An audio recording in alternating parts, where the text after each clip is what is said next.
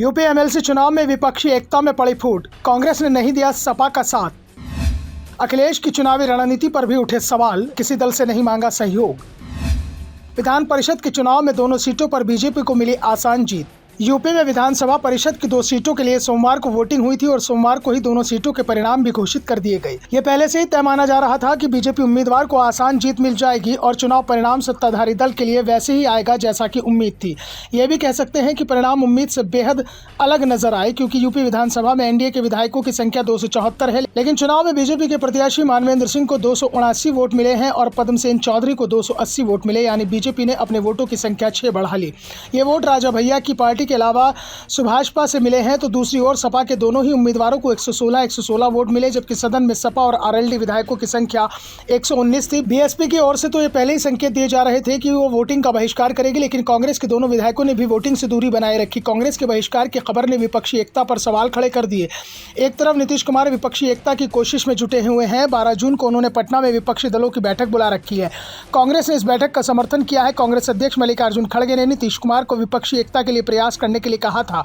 इसके बाद नीतीश ने पटना में बैठक बुलाई और इस बैठक का न्योता अखिलेश यादव को भी दिया गया है और कांग्रेस के पास भी गया है और दोनों ने ही इस न्योते को स्वीकार भी कर लिया है, यानी बीजेपी के खिलाफ लोकसभा चुनाव साथ साथ लड़ने के लिए सपा और कांग्रेस में गठबंधन हो सकता है। ऐसे में उम्मीद थी कि कांग्रेस विधायक यूपी में एमएलसी चुनाव में सपा का समर्थन करेंगे, लेकिन कांग्रेस ने वोटिंग से ही दूरी बना ली, जिसके बाद सवाल उठ रहे हैं कि क्या कांग्रेस सपा से गठबंधन को तैयार नहीं है। और जब ये सवाल यूपी विधानसभा में कांग्रेस की नेता अनुराधा मिश्रा मोना से किया गया तो उन्होंने कहा कि जो जवाब दिया है वो बेहद चौंकाने वाला था। अनुराधा ने कहा कि हाईकमान से हमें कोई निर्देश नहीं मिला था, यानी अखिलेश यादव ने वोटिंग के लिए हाईकमान से संपर्क नहीं साधा था और ना ही प्रदेश यूनिट से सपा के किसी नेता ने संपर्क किया। यहां तक कि अखिलेश यादव या फिर सपा के किसी नेता ने हमसे वोट की अपील की थी। यूपी कांग्रेस के नेताओं का भी दावा है कि सपा ने कांग्रेस से समर्थन मांगा ही नहीं था। ऐसे में हमारे पास कोई विकल्प नहीं था। अंतिम समय तक हम ये इंतजार करते रहे कि शायद सपा की ओर से समर्थन मांगा जाएगा, लेकिन जब सपा को कांग्रेस के वोट की ज़रूरत नहीं है तो फिर कांग्रेस ने भी वोटिंग से दूरी बना ली। ऐसे में सवाल अखिलेश यादव की रणनीति पर भी उठ रहे हैं। उन्होंने उम्मीदवार तो मैदान में उतार दिए और ये भी एहसास था कि चुनाव में उनकी हार तय है। सिर्फ विपक्षी एकता का प्रदर्शन करने के लिए उम्मीदवारों को उतारा गया था और विपक्षी एकता के लिए जो प्रयास करने थे उसे किए ही नहीं गए। विधायकों से सिर्फ अंतरात्मा की आवाज़ पर वोट देने की अपील की गई। साफ है कि अगर अंतरात्मा की आवाज़ पर वोटिंग होने लगती तो चुनाव जीतने के धर्म और जाति के हिसाब से उम्मीदवार तय नहीं किए जाते। चुनाव का जो गणित है वो अलग होता और अखिलेश यादव अभी तक इस गणित को समझ नहीं पाए हैं।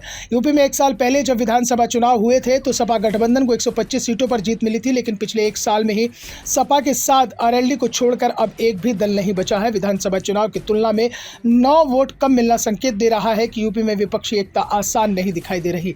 अब 12 जून को अखिलेश यादव कांग्रेस नेताओं के साथ पटना में मुलाकात करेंगे तो शायद लोकसभा चुनाव को लेकर यूपी में भी गठबंधन पर कोई बात हो, कोई रास्ता निकाला जाए। फिलहाल तो एमएलसी चुनाव में सपा ने जो रणनीति बनाई थी वो पूरी तरह से फेल हो गई। वो दोनों ही सीटें नहीं हारे, बल्कि विपक्षी एकता की कमजोरी भी खुलकर सामने आ गई। Bureau report, the such India.